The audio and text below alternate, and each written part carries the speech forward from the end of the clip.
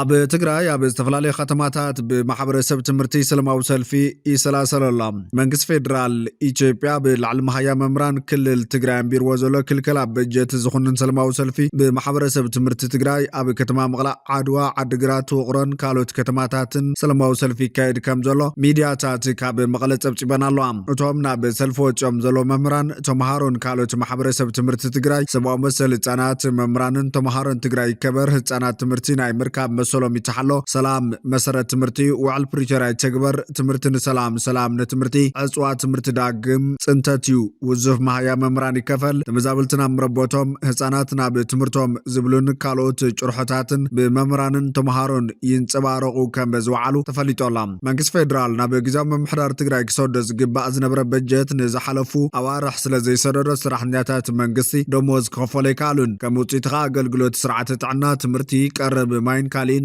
እታ ክልል ጸገም ኣጋጢሞ ከም ዘሎ ካብቲ ዝወጽእ ዘሎ ሓበሬታታት ምርዳእ ይከኣል። ብተወሳኺ መንግስቲ ፌደራል ንዝሓለፉ 10 ኣዋርሕ ነዳዲ ናብ ትግራይ ከም ዘይሰደደ ዝተሓበረ እንትኾን እዚ ንጽላት መጓዓዝያ ብከቢድ ሃሲዎ ከም ዘሎን ኣምቡላንሳት ከይተረፈ ብሕጽረት ነዳዲ ክንቀሳቐሳ ከም ዘይከኣላን ይሕበር እዩ። ብመሰረት ካብ ቤት ምክሪ ፌደሬሽን ዝቐርብ ቀመር ክልላት ካብ መንግስቲ ፌደራል ቀጥታውን ዘይቀጥታውን ዓመታዊ በጀት ይረኽባ እየን። ብተወሳኺ ብመሰረት ኣብቲ ሃገር ዝግበር ለውጥን ውሳነ መንግስትን ንፕሮጀክታት ዘትኮረ ሓገዝን ድጎማን ካብ ማእኸላይ መንግስቲ ክለኣኽ ልሙድ እዮም። ኣብ ኢትዮጵያ ነተን ሓደሽቲ ኣብ ቀረባን ከም ክልል ዝቆመ ሓዊሱ ብሓፈሻ 12 ክልላትን 2 ፍሉይ መምሕደራትን ኣለዋ። ብመሰረት በዝሒ ህዝበንን ካልኦት መሰረታዊ ድሌታትን ዝግበር ቀመር ድማ ዓመታዊ ክፍፍል ባጀት ይግበር እዩ። በዘገባብ ካብተን ልዑል ግብሪ ኣታዊ ዝገብራ ክልላት ሓንቲ ከም ዝኾነት ዝንገረላ ክልል ትግራይ ኣሳት 18.8 ቢልዮን ብር ቋሚ በጀት ከም ዝተመደበላ ካብ ማእኸላይ መንግስቲ ዝወፅእ ሓበሬታ የመላኽት። ኣብ ፈለማ ሓዳር 2020 ኩናት ቅድሚ ምውልዑ ፌደራላዊ መንግስትን ብሕወሓት ዝምራሕ ዝነበረ ክልላዊ መንግስት እንድሕድሕዶም ኣፍልጦ ብምክልልኦም በጀት ትግራይ ተቋሪጹ ምንባሩ ይዝከር እዩ። ብመሰረቲ ብ2 ሕዳር 2022 ኣብ ፕሪቶሪያ ዝተፈረመ ቋሚ ምቁራጽ ተጻብኦታት ኣብ 2023 ተኽልል ዝተመደበ በጀት ዳግማይ ክሰጋገር ጀሚሩ እዩ። ኣብ መንጎ ክልቲኦም ወገናት ምትፍናን ሰፊኑላ ኣብ ዘለዋን ናብ ባጀታዊ ምውጣጥ መታዎም ከዓ ነቲ ወጥሪ ዘዕርግ ከይኸውን ስጋታት ፈጢሩ ይርከብ።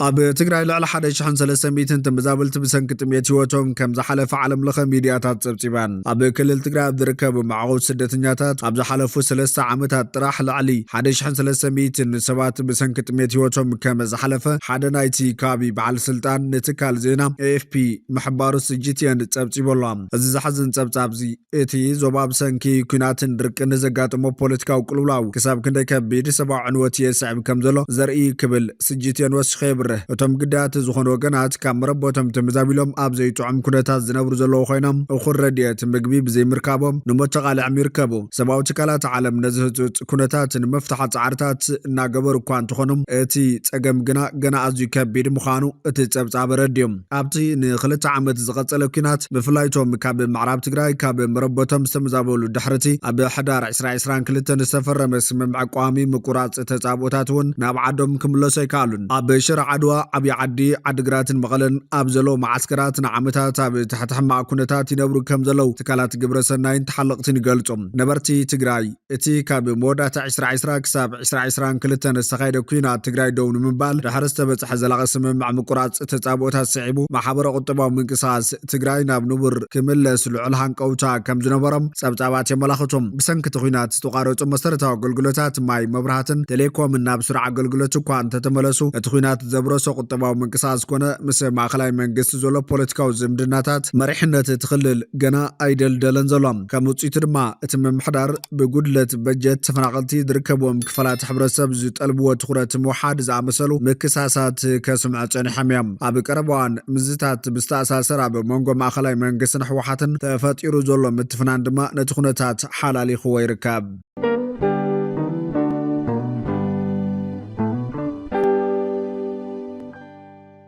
ኣብ ትግራይ ኢደወንናው ስጉምትን ማእሰርትን ተጠናኺሩ ቀፂሎም ኣብ ትግራይ ቴሌቪዥን ስምሪት ግልጋሎት መኻይን ኣይተ አለማዮ ኣብ ቁፅር ከም ዝወዓለ ተሓቢሮም ኣብ ትግራይ ቴሌቪዥን ስምሪት ግልጋሎት መኻይን ዝነበረ ኣይተ አለማዮ ኣብ ቁፅር ከም ዝወዓለ ምንጭታት ተረጋጊጾም ኣሎም ከም ሓበሬታቶም ምንጭታት ትማል ሰዓት 6 ከባቢ በአካላት ጸጥታ ከም ዝተወሰደን መእሰሪኡ ምክንያት ዛጊድ ከም ዘይተፈለጠን ቅድምሶምን ምስ ዝተኣሰረ ምስ ናይ ጋዜጠኛ ዮሃንስ ብርሃነ ጉዳይ ተመሳሳሊ ትሕዝቶ ክህልዎ ይኽእል እዩ ኢሎም ከም ዝጥርጥሩ እቶም ምንጭታት ሓቢሮም ኣሎም ኣይተ አለማዮ ኣብ ከም ዝተኣሰረ ሓበሬታ ከም ዘይብሎም እቶም ወገናት ወሱኸም ገሊጾም ማሕበር ሙያተኛታት መራኸቢ ብዙሃን ኢትዮጵያ ብወገኑ ኣብ ልዕሊ ጋዜጠኛ ዮሃንስ ብርሃነ ዝተፈጸመ ማእሰርቲ ብትሪ ኮኒንዎ ኣሎ ማሕበር ሙያተኛታት መራኸቢ ብዙሃን ኢትዮጵያ ኣብ ልዕሊ ጋዜጠኛ ዮሃንስ ብርሃነ ዝተፈጸመ ሕገ መንግስታዊ ጭውያን ማእሰርትን ኢሉ ንዝገለጸ ፍጻመ ብትሪ ከም ዝኾኑነ ገሊጾም እቲ ማሕበር ኣብ ዘውፅኦ መግለጺ ጋዜጠኛ ዮሃንስ ብርሃነ ብዕለት 9 መጋቢት 2018 ዓ.ም ኣብ ከተማ መቐለ መርከብ ተባሂሉ ካብ ጽዋዕ ቤት ምግቢ ብሲቪል ዝለበሱ ሰባትን ታርጋ ቁጥር ብዘይብላ መኪናን ተወሲዱ ካብ መስተሰወረ ረጋግጽ ኣለኹ ክብላ ኣፍሊጦም እቲ ማሕበር ኣብ ልዕሊ ጋዜጠኛ ዝተፈጸመ ተግባር ካብ ሕጊ ወጻኢ ብምዃኑ ናይ ጸጥታ ኣካላት መንግስቲ ኣድላይ ምክትታልን ምትሕባርን ብምግባር ጋዜጠኛ ዮሃንስ ብርሃነ ብዘይ ዝኾነ ይኹን ቅድመ ኩነት ብቕልጡፍ ክፍታሕ ፀውዖም ብተወሳኺ ድማ ኣብዚ ሕጋዊ ተግባር ኢዶም ዘለዎም ኣካላት ተመርሚሮም ሕጋዊ ስጉምቲ ክውሰደሎም እናተሓሳሰበ ክልላዊ መንግስቲ ትግራይ ኣብ ልዕሊ ጋዜጠኛታት ዝፍጽሞ ዘሎ መፍራሕን ዘይሕጋዊ ማእሰርትን ብቕልጡፍ ደው ንኸብል ጻውዒት ተቕሪቦሎም ሳልሳይ ወያነ ትግራይ ብወገኑ ኣብ ልዕሊ ጋዜጠኛታትን ብነጻነት ሓሳቦም ዝገልጹ ሰባት ይፍጸም ዘሎ ማእሰርቲ ተቃይሞ ኣሎም እቲ ውድብ ኣብ ዘውፅኦ መግለጺ ኣብ ልዕሊ ዝተፈለየ ሓሳብ ዘሰጉሙ ነጠፍቲ ማሕበራዊ ሚድያ ጋዜጠኛታትን ፖለቲከኛታትን ተጠናኺሩ ዝቐጸለ ናይ ዓፈና ወፍሪ ኣካልቲ ብዕሊ ዜሮ ተጸዋርነት ብዝብል ኣብ ልዕሊ ነጻ ሓሳብን ዝተፈለየ ሓሳብ ዘለዎም ውልቀ ሰባትን ውዳብታትን ዝተኣወጀ ግናይ ኣዋጂ ክብል ኮኒኖም ሳወት ሓሳባት ብሓይሊ ንምቆጻር ዝግበር ሓደገኛን እከይን መንገዲ ዝመረጽ ሓይሊ ህወሓት ከቢድ ጥፋት ይፍጽም ከም ዘሎን ጽባሕ ተሓታቲ ከም ዝኸውንን ሳልሳይ ወያነ ትግራይ ይኣምን ኢሎም ዝተፈለየ ሓሳብ ብምስጓሞምን ኣብ ዝመረጽዎ ፖለቲካዊ ውዳብ ኮይኖም ንዝቃለሱ ዘለውን ተጋሩ ይእሰሩን ይጭወይን ኣለዉ ዝበለ እቲ ውድብ እዚ ተግባር ብህፁፅ ደው ክብል እዩ ፀዊዖም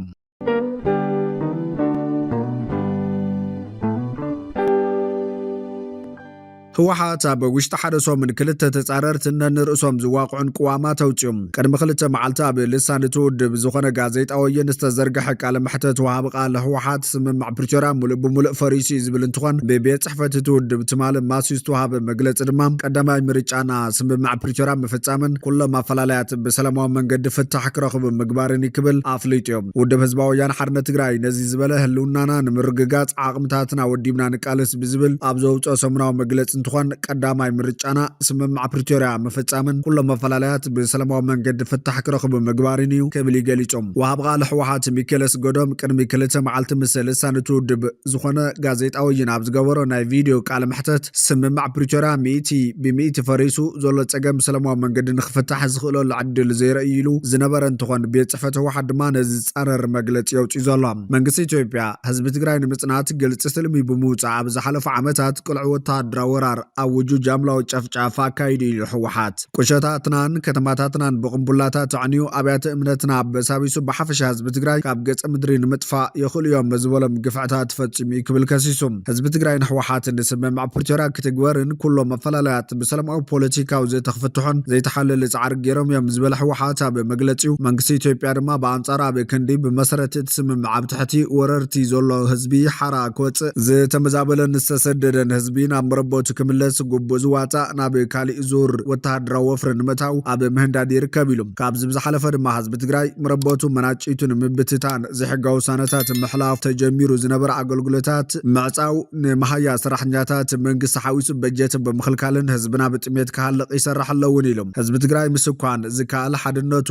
እንትዝረግን ዓቕምታት ጠሚረን ዘቃልሳን ዝውድባን ብሄራዊ ትካላቱን ውዳበታቱን እንትፈርሳን እዩ ካብ ዝብል ገምጋም ብምብጋስ ኣብ ልዕሊ ትግራይ ተኸታታሊ ወፍሪ ከካይድ መጽኑሕ ብምግላጽ ሕዝውን ግን እዚ ኣጠናኺሩ ይቕጽለሉ ከም ዘሎ ገሊጾም ናይ መወዳእታ ሽቱ ድማ ህዝቢ ትግራይ ብሓድነትን ብውዳብን ኣብ ዘይቃለሰሉ ብርኪ ብምብጻሕ ዝጀመሮ ኣዋጅ ጀኖሳይድ ብወተሃደራዊ ወፍሪ ንምምላእ ዝዓለመ ምዃኑ ብምሕባር ህዝቢ ትግራይ ግን እዚ ክኸውን ዘይፈቅድ ምዃኑ ረድዮም እታ ኣንኮ መዋፅእ ህዝቢ ትግራይ ሕዝውን ኣብ ቅኑዕ ዕላማ ዝምስረት ብሓድነት ተወዲብካ ዝካየድ ቃልሲ ኢሉ ውድብ ህወሓት ኣብ መግለፂኦም ነቲ ገጢምና ዘሎ ዝበሎ ከም ህዝቢ ናይ ምቕጻልን ዘይምቕጻልን ሓደጋ ንምብዳህ ኣብ ጎኒ ህወሓት ሰራዊት ትግራይ ትግራይን ግዛው ምምሕዳርን ብምዃን ከም ህዝቢ ቀጻልነትካ ብምርግጋጽ ላዕላውነትን መሰል ዓርሰ ውሳነን ንምሓሳብ ዝግበር ዘሎ ቃልሲ ወሳናዊ ተራ ክትዋጻእ ይግባእ ክብል ንህዝቢ ትግራይ ጸዊዖሎም ሕዚ እውን እቲ ቀዳማይ ምርጫና ስምማዕ ፕሪቶርያ ምፍጻምን ኩሎም መፈላለያት ብሰላማዊ መንገዲ ፍታሕ ክረኽቡ ምግባርን እዩ ዝበለ ሕወሓት እንትኾነ ግን ነዚ ናይ ሰላም ባህግናን እምነትናን ተበሊጽካ ንሞትን ስቓይን ህዝቢ ምንዋሕ ተቐባልነት የብሉን ኢሉ ኣብ መግለጺኡ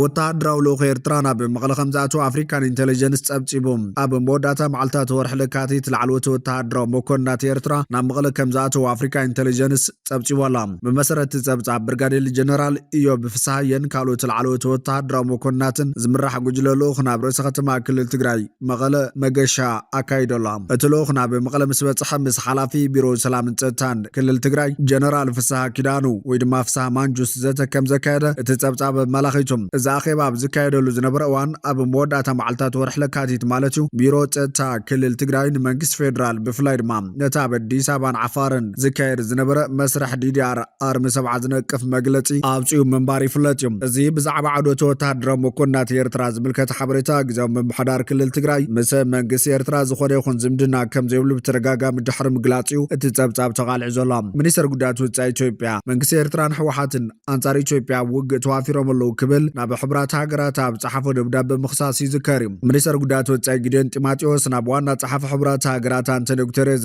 ኣብ ጸሓፎ ደብዳቤ ኣብ ዝሓለፈ ወርሒ ኣብ መንጎ መንግስቲ ኤርትራን ኣኽራሪ ውድብ ሕወሓትን ዘሎ ምሕዝነት እናነጸረ መጽሎ ክብል ይኸሲሶም እቲ ሚኒስትር ዘቕረበ ክሲ ዕጡቓት ፋኖ ኣብ ከተማታት ሰሜን ወሎ ወልድያ ንምቁጽጻር ኣብ ዝገበርዎ ፈተነ መንግስቲ ኤርትራን ሕወሓትን ኢድ ከም ዝነበሮም እውን ዘመልክት እዩ ነይሩ ነስዒብ ሕወሓት ከመይ ግብረ መልሲ ናብ ሕብራት ሃገራት ኣብ ዝለኣኾ ደብዳቤ ሚኒስትር ጉዳያት ወጻኢ ኢትዮጵያ ኣብ ልዕሊ ሕወሓትን ህዝቢ ትግራይ ሓሶትን ፖለቲካዊ ዝምባለን ዘሎ ክስታት ከም ዘቕረበ ጠቒሱ እዩ ሕወሓት ኣብ መግለጺ ከም ዝኣመሰለ ናይ ሓሶት ክስታት መንግስቲ ፌደራል ነቲ ብተደጋጋሚ ዝጥሕሶ ዘሎ ስምምዕ ፕሪቶርያ ትኹረት ከይወሃቦ ዘዘናግዕ ኢሉ ናይ ሓሶት ክስታት ብምቕራብ ኣቓልቦ ማሕበረሰብ ዓለም ንምስሓብ ይጽዕር ኣለውን ኢሉ ሚኒስተር ዜና ኤርትራ የማነ ገብረ መስቀል እውን ኣብ ኤክስ ኣብ ዝለጠፎ መልእኽቲ ኢትዮጵያ ናብ ሕብራት ሃገራት ጸሓፈቶ ደብዳቤ ድፍረት ዝመልኦን ኣዝዩ ዘደናግርን እዩ ጭጉራ ፍስያ ባዕላ ሃሪማ ባዕላ ተእዊ ከም ማለት ክብል ናቂፍዎ ነይሮም ብተወሳኺ ንዝሓለፈ 2 ዓመታት መንግስቲ ብልጽግና ብተደጋጋሚ እንተተኻኢል ብሕጋዊ መንገዲ እንተዘይኮይኑ ብወታደራዊ ሓይሊ ላዕለዋ ኣፍደገ ባሕሪ ምውሓስ ክብል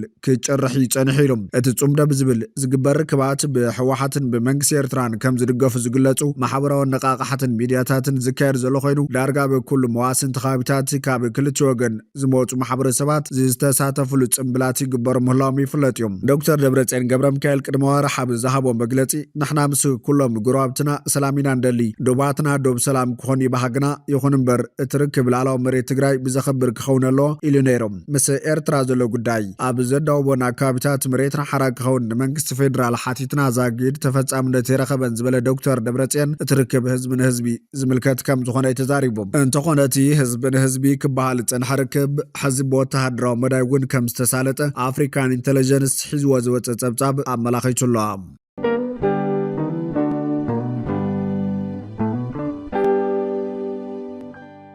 ሰብ መዘክልል ደቡብ ኢትዮጵያ 48 ኤርትራውያን ስደተኛታት ብዞባ ደቡብ ኦሞ ቢሎም ናብ ኬንያ ክሰግሩ ኣብ ዝፈተኑሉ እዋን ኣብ ቀይዲ ከም ዝኣተው ገሊጾም ፖሊስ ዞባ ደቡብ ኦሞ ከም ዝሓበረቶም ኤርትራውያን ስደተኛታት ብቐዳም 21 መጋቢት 2026 ኣብ ክልል ደቡብ ኢትዮጵያ ዞባ ደቡብ ኦሞ ወረዳ ሃመር እዮም ኣብ ትሕቲ ቀይዲ ኣትዮም መብዛሕትኦም እቶም ዝተኣሰሩ ድማ መንእሰያት ደቂ ተባዕትዮን ደቂ ኣንስትዮን እዮም እቶም ሕጋዊ ሰነድ ዘይብሎም ስደተኛታት ደቡብ ኢትዮጵያን ኬንያን ሰጊሮም ብቱርካና ቢሎም ናብ ኬንያ ንኻቱ ብናይ ጽዕነት መኪና ብለይቲ እናተጓዓዙ ከለው ከም ዝተታሓዙ ምክትል ሓላፊ ቤት ጽሕፈት ፖሊስ ወረዳ ሃመር ኢንስፔክተር ጳውሎስ ሞቀያ ንዶይቼ ቬለ ዝሃቦ ሓበሬታ ኣመላኺቶም ኣብ ዝሓለፈ ዓመታት ቁጽሪ ናይቶም ብዞባ ደቡብ ኢትዮጵያ ቢሎም ናብ ቱርካና ሰጊሮም ናብ ኬንያ ዝኣትዉ ኤርትራውያን ስደተኛታት እናወሰኸ ከም ዝመፀ ሰበ ስልጣን እቲ ከባቢ ይሕብሮም ኣብ 2025 ጥራይ ኣስታት 1,000 ኤርትራውያን ነዚ መስመር ክሰግሩ ኣብ ዝፈተኑሉ እዋን ብሓይልታት ፀጥታ ከም ዝተኣሰሩ ኮሚሽን ፖሊስ ዞባ ደቡብ ኢትዮጵያ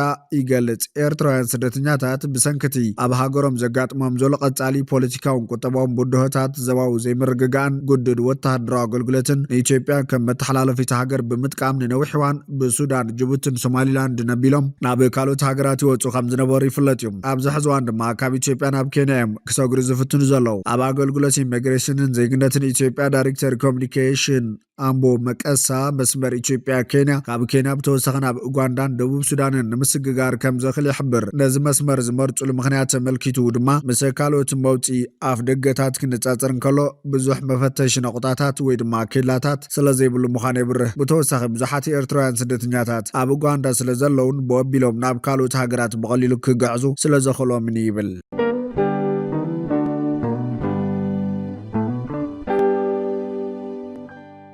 ኢትዮጵያ ስሳ ኩንታል ዘይሕጋዊ መዳበርያ ተታሒዞም ክልል ደቡብ ኢትዮጵያ ዞባ ወላይታ ኣብ ወረዳ ዳሞት ወይደ ስሳ ኩንታል ዘይሕጋዊ መዳበርያ ዝፀዓና መኻይን ኣብ ትሕቲ ቁፅር ከም ዝኣተዋ ኮሚሽን ፖሊስ ክልል ደቡብ ኢትዮጵያ ኣፍሊጦም መዳበርያ ሓደ ካብቶም ኣብ ኢራን ዝካየድ ዘሎ ኩናት ብዓብዩ ዝተሃሰዩ ፍርያት ዓለም ለኸ ንግዲ እዩ እዚ ድማ ንሚልዮናት ኢትዮጵያን ሓረስቶት ብዓብዩ ክጸልዎ ትፅቢት ይግበር ብመሰረት እቲ ኮሚሽን ዝሃቦ መብርሂ ብ13 መጋቢት 2018 ዓ.ም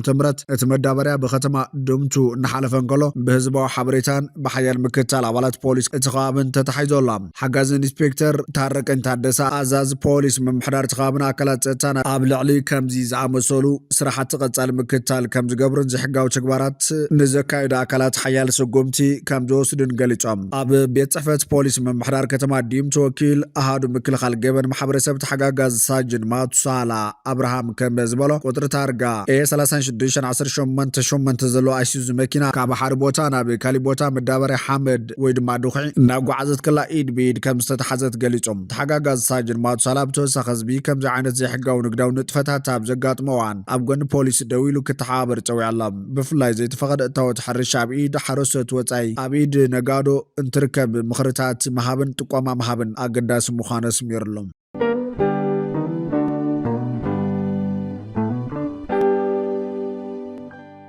ኣብ ኮሎምቢያ ብዘጋጠመ ሓደጋ ወተሃደራዊ ነፋሪት ልዕሊ 6 ሰባት ሞይቶም ኣሎም ኣብ ደቡብ ኣሜሪካ ሃገር ኮሎምቢያ 125 ሰባት ጽዒና ትጓዓዝ ነበረት ናይቲ ሃገር ወተሃደራዊት ነፋሪት ድሕሪ ምብራራ ብዙሕ ከይጸንሐት ብዘጋጠመ ሓደጋ ምውዳቓ ዛጊድ 6 ሰባት ከም ዝሞቱ ተገሊጾም እቲ ሓደጋ ብክፍለ ሃገር ፒቱማዮ ከተማ ፖርቶ ሌጉዛሞ ዘጋጠመ ኮይኑ ቁጽሪ ዝሞቱ ሰባት ካብ ዝለዓል ክወስኽ ከም ዝኽእል ስጋት ከም ዘሎ ይግለጸላ ኣብ መሓዳርቲ ክፍለ ሃገር ከም ዝገለጸ ተነፋሪት ካብ معروف نفرتي مستلعلت حدقة قاتموها اتسترخب حبريتا كم زملاخت 6 ሰባት كمتن كلو 4 ሰባት ድማ ዳሃዮም ጠፊ ይርከብ ሓይልታት ምክልኻል ኮሎምቢያ ድማ ኣብቲ ቦታ ተረኺቦም ናይ ምድሓን ስራሕቲ እናካየዱ ይርከቦም ጠንቅቲ ሓደጋ ንምፍላጥ ድማ ምርመራት ጀሚሩ ከም ዘሎ ሬይተርስ ጸብጺብ መተመሳሳሊ ዜና ሓደጋ ነፋሪት ኣብ ኒውዮርክ ኣብ ዝርከብ معروف ነፈርቲ ላጓርዲያ ነፋሪት ኤር ካናዳ ምስ መኪና መጥፊ ተሓዊ ድሕሪ ምግጫዋ ክልተ ኣብረርቲ ህይወቶም ከም ሳነ ተገሊጾም እታ 72 ተሳፈርትን 4 ሰራሕተኛታት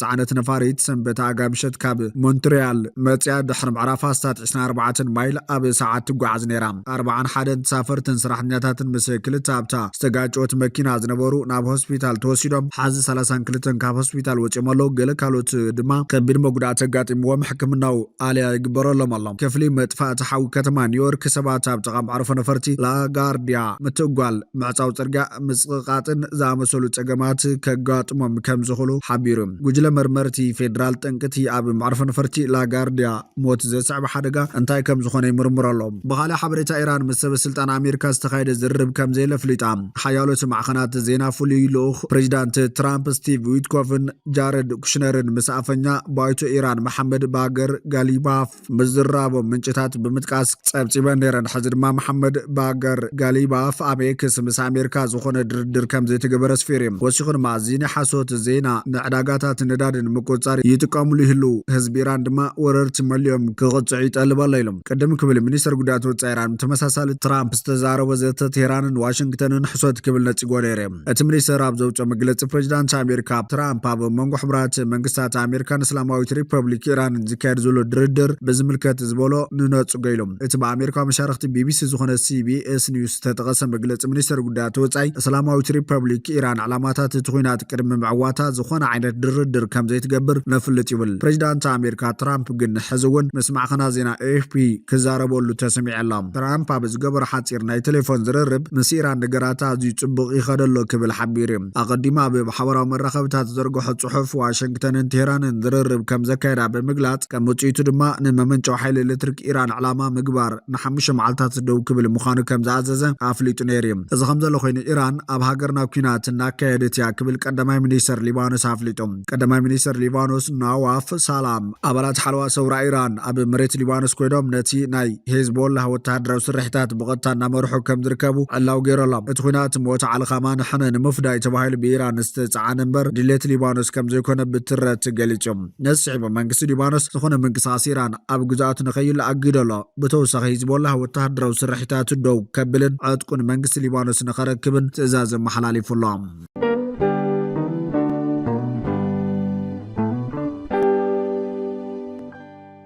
فتواتنا كبراتن بيت سبب كل ميديا الساعات زحزنا محبريتات نتوم مكتكتاتل ومزصنحكم يمثلون يرام نسنا مكتتالكم بمسغان ابزغت بخالو تحبريتات سام راقب نمدلواتنا لايك شير نميديانا سبسكرايب بمغبار بيت سبب كل ميديا خنم